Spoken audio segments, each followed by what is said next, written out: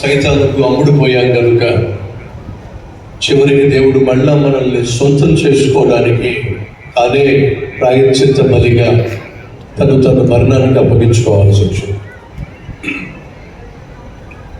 అబ్రహాము తన కుమారుణ్ణి బలి అర్పించినటువంటి స్థలము మోరియా పర్వతం.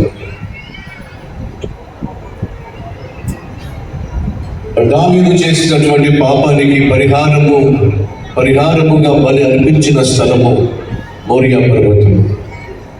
దావీదు చేసిన పాపాన్ని బట్టి ఇశ్రాయేలు ప్రజల్లో దాపరించిన తెగులు ఆగిపోవడానికి దావీదు క్షమాపణ పొందుకుంది మోరియా పర్వతం. సహోదరులు, నిన్ను నన్ను రక్షించడానికి ప్రభువైన యేసుక్రీస్తు తను బలి అర్పణగా అర్పించుకోవాల్సి వచ్చింది.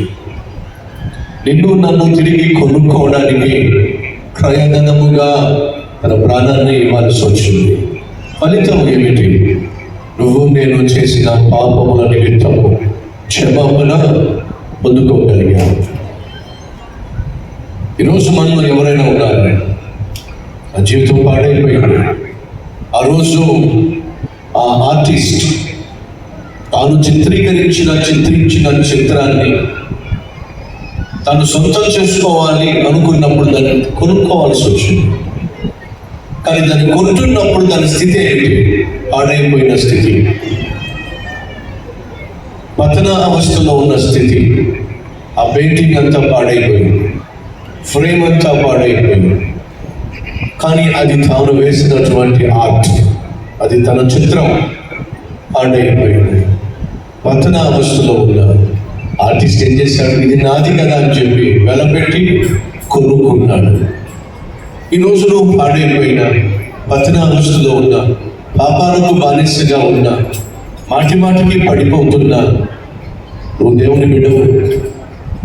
యేసు నిన్ను ప్రేమిస్తున్నాడు. పతన అవస్థలో ఉన్న, పాడైపోయిన, పాతగిల్లిన నిన్ను ఆయన సొంతం చేసుకోవాలనే క్రయధనముగా తన ప్రాణాన్ని చెల్లించాడు. ఇప్పుడు ఆ ఆర్టిస్ట్ ఆ ఫ్రేమ్ కొనుక్కున్న తర్వాత ఏం చేస్తున్నాడు? దాన్ని శుభ్రం చేస్తున్నాడు. పాడైపోయిన ఆ పెయింట్ అంతని క్లీన్ చేసి, ఎక్కడెక్కడైతే ఆ పెయింట్ పాడైపోయిందో అక్కడ మళ్ళా టచ్అప్ చేస్తున్నాడు. చక్కగా అందంగా పాడైపోయినటువంటి ఆ చిత్రాన్ని రూపురేఖలో అద్భుతంగా మార్చేశాడు. చుట్టూ ఉన్న ఫ్రేమ్ అంతటిని పాలిష్ చేసేసాడు. పాతగా ఉన్నటువంటి చిత్రాన్ని, ఫ్రేమ్ని నూతనంగా మార్చేశాడు.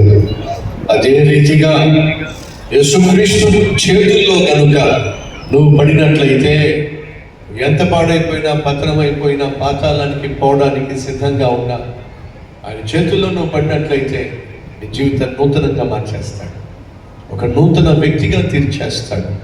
ఈరోజు మన మధ్య ఎవరైనా ఉన్నారా? ఆ పాడైపోయిన వ్యక్తి ఎవరో కాదు, నేనే. సైతానుకు అమ్ముడుపోయిన వ్యక్తి ఎవరో కాదు, నేనే. సైతాను శోధనలో పడి నా శరీరాన్ని పాడు చేసుకున్నా, నా స్టడీస్ని పాడు చేసుకున్నా, నా క్యారెక్టర్ని పాడు చేసుకున్నా, నా కెరియర్ని పాడు చేసుకున్నా, నా జీవితాన్ని నాశనం చేసుకున్నా, అమ్మా నాన్నను ఏడిపించేశాను, కట్టుకున్న దానికి కంటికి నిద్ర లేకుండా చేశాను. అయినా నన్ను ప్రభు తన చేతుల్లో తీసుకుంటాడా? ఖచ్చితంగా తీసుకుంటాడు. ఎందుకు తీసుకుంటాడు?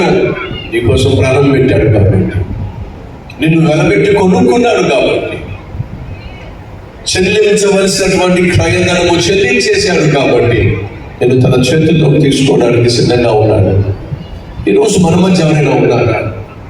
ఆ ప్రభు కనుక నన్ను తన చేతుల్లోకి తీసుకొని ఒక నూతన వ్యక్తిగా నన్ను మారుస్తానంటే, మనస్ఫూర్తిగా ఈ రాత్రి నా జీవితాన్ని ప్రభువుకు అంకితం చేయడానికి నేను సిద్ధంగా ఉన్నాను అన్నవారు ఉన్నట్లయితే ఒకసారి చూపిస్తారా?